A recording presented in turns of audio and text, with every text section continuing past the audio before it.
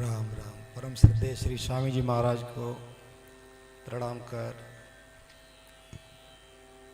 महाराज श्री को प्रणाम, व्यास पीठ को प्रणाम, महाराज जी को, सभी संतों को प्रणाम।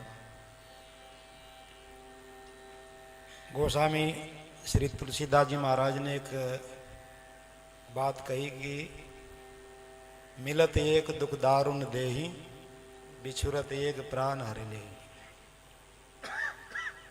तो हमने मेरा ध्यान गया कि बोले गोस्वामी जी इतने महापुरुष होते हुए भी ऐसी बात कह रहे हैं, बिछुरत एक प्राण हरि लेही।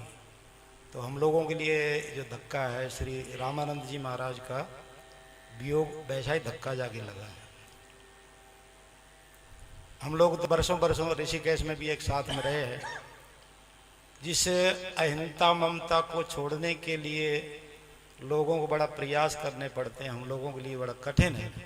तो मैंने उनके ये जीवन में देखा, शरीर में अपनी जैसे अहम मैं हूँ, ये अहिंसा भी नहीं कि मेरा भी शरीर चला जाए तो कोई चिंता नहीं, और जितने मेरे मेरे जितने भी जो होते उनका भी चला जाए तो उसकी भी उन्हें कोई चिंता नहीं है।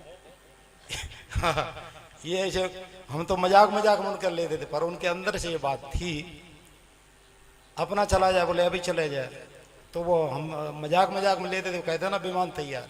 अभी जब महाराज का शरीर गया तो उससे 8-10 दिन पीछे मेरे पास फोन आया और कहा बोले यहाँ गौशाला में आ जाओ, जहाँ गौ शरीर छूटा ना वहीं की बात।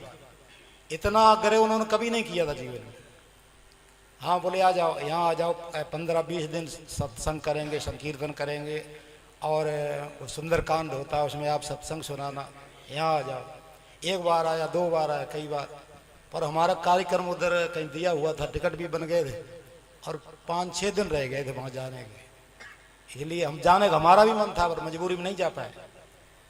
तो हाँ बोले हमारा तो विमान तैयार है। बोले आपकी क्या तैयारी, हमसे बोले। हमने कि जब आप उधर से चलो तो हमको भी बैठा है चलना इधर ऐसे। तो विमान हमारा तो बोले तैयार, आपने कुछ तैयारी की है क्या, ऐसे बोले। हम तो मजाक ही मजाक में ले रहे थे, वो ऐसे कह रहे थे आपने क्या तैयारी की। बोले हमारा तो विमान तैयार है। तो ये है, और वो देखो सच हो गई घटना।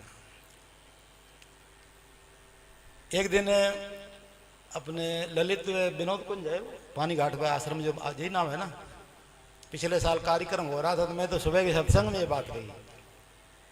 शायद अपने वे है ना सिमसिया वाले मोहन जी है, शायद पप्पू जी भी थे, शायद ऐसा आ रहा हो। कई 6-7-8 जने भाई लोग बैठे थे। हमने कि रामानंद जी उस समय वहाँ सभा में नहीं थे। हमने कि हमारे जो रामानंद जी महाराज है, इनकी पैसे के विषय में हमने मेरा अनुभव है। मैंने कहा हमने कि जैसे अपने 10 रुपया खर्च करते हैं, ऐसे इनके पास अगर 10 करोड़ भी है तो दूसरों के लिए ऐसे ही खर्च कर देंगे,